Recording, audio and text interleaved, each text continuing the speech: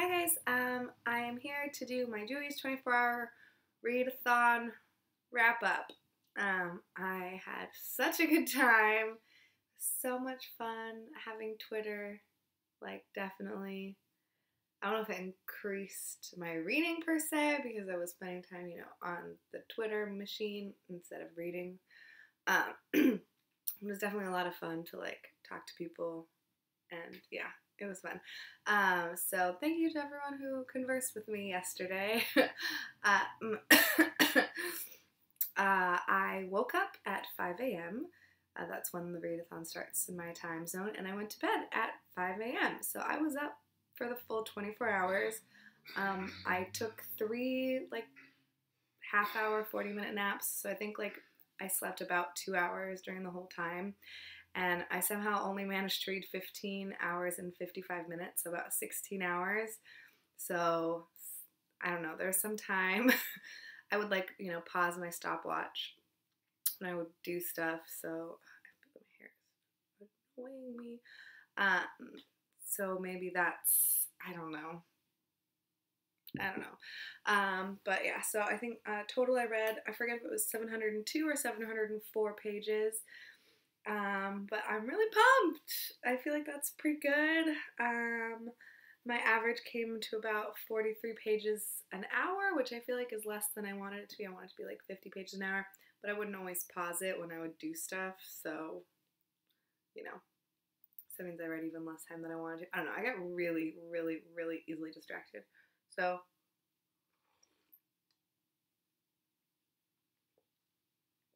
sorry. I'm using Jake's leftover cereal milk, so there's some Cocoa Pebbles in there. So I started off the readathon with Ham on Rye by Charles Bukowski. So I started and finished this in the morning, or I started in the morning and I finished in the afternoon. This took me a while. This was really, really interesting.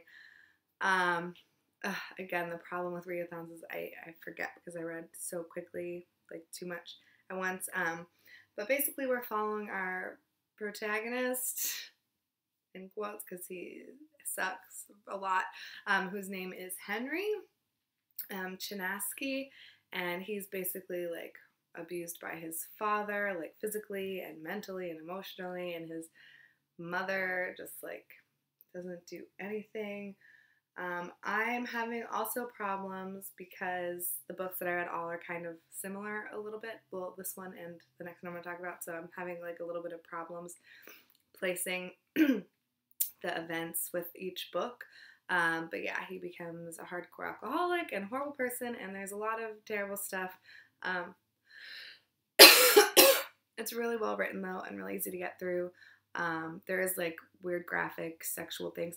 That is one of the another things that bother me. I don't know. I have again issues when children are really sexual and really sexualized. I mean, I understand that kids are curious, but I don't know, the way he talks when he's in first and second grade, and the way they talk about making it with girls when they're in third grade, I didn't know what sex was when I was that age. I don't know. So I find that kind of all a little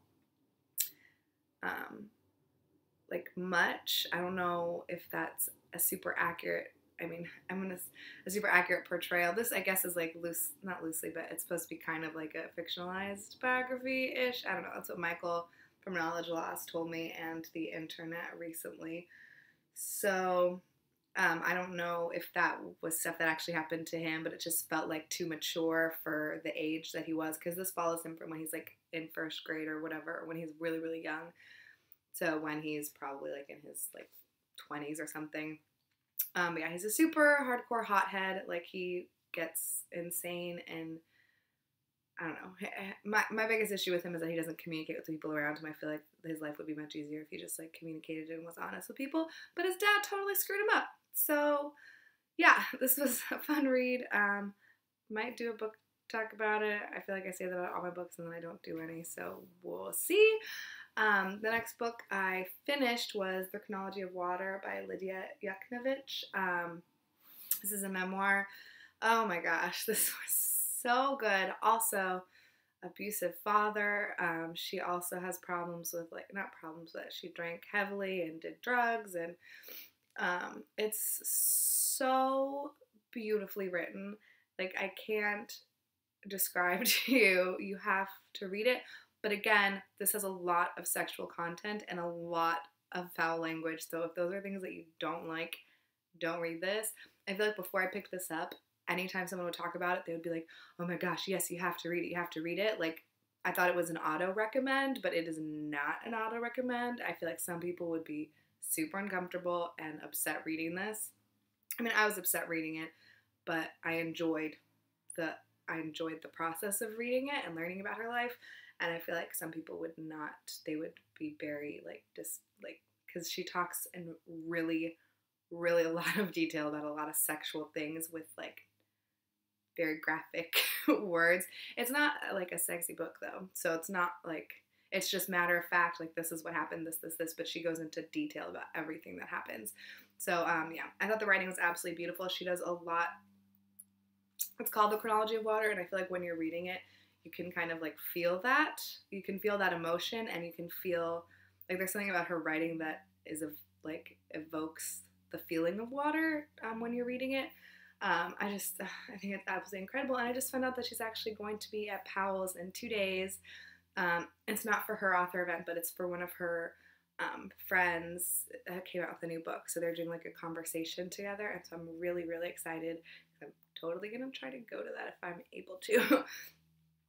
Yeah, this was really incredible.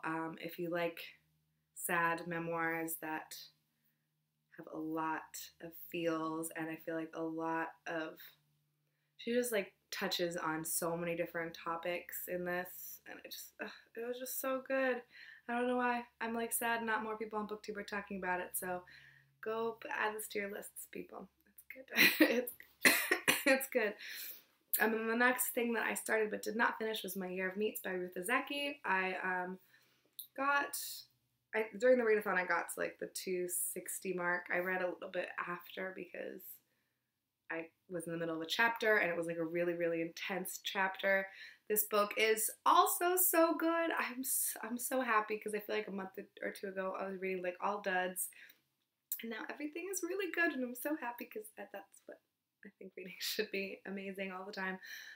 So it has a very similar feel to A Tale for the Time Being, in that like it's kind of structured the same, where there is an American woman and a Japanese woman, and it's kind of like their relationship together even though they don't know each other at all. So I thought that was nice, and I mean, like totally completely different. We're following Jane Takagi, I think is her name, and she becomes the job as a producer for My American Wife, which is a Japanese show that is sponsored by BeefX, which is an American beef corporation that's trying to like export meats to Japan. So they kind of like created this show to promote beef buying, but it's basically like a giant veiled commercial. And so she's the producer for it, and so each week she has to pick a new wife, and like they go and they interview and they do all this stuff, and it is so good. Like, I mean, the story is really good. It's not a 5 for me. I think it's gonna be like a 4 because I feel like she's kind of not preachy, but like a little repetitive, kind of like she has a clear message she is trying to send to you with regards to meat and the meat industry and like all this stuff, which I'm totally for and all about. I actually just became a vegetarian this past weekend while my mom was in town. So reading this book, it kind of like solidified that in me, because there is a lot of crap that we put in our meat and it's disgusting. So I do like that she has that information, and that's like kind of where the book, it like takes a turn kind of and like goes towards that.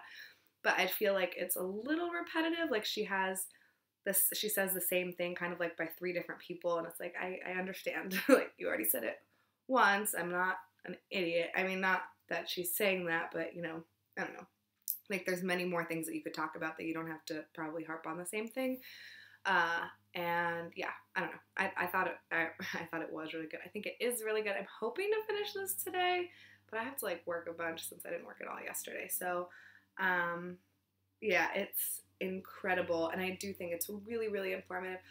Another problem though that I have with it is this book was written in like the late 90s, I think, mid 90s, late 90s, and she has a lot of like statistics and facts that are from like 91, and I just don't know if that was the smartest choice when she wrote this book, because I mean right now it feels like dated statistics. The information is still really interesting about like DES and all of that, but I feel like the statistics that she is using to describe how things are, like, it's probably way worse right now. So I just feel like she kind of, like didn't make it as like timeless as she could have by putting those facts in. But then at the same time, I feel like it would be really interesting to look at this back, like maybe in 50 years. I just feel like at this time, because it was, like 20 years ago that this book came out, about 20 years ago. I just feel like it's a little dated because of that, but I do think it would be interesting to look back on it in the future to see like how things have changed. But they're probably just gonna get worse. Ugh, God. Ugh. Anyways, yeah, so this is also incredible. And needless to say, I did not pick up The Sovereignty of Quiet or A Clash of Kings. I'm still hoping I can finish this month. I still have to read my Dominican pick, so we'll see. Thanks for watching. Let me know how you did. I'm sorry I didn't like respond to comments on my TBR video, but I was reading, and so I'm gonna go and do that maybe like probably tomorrow morning.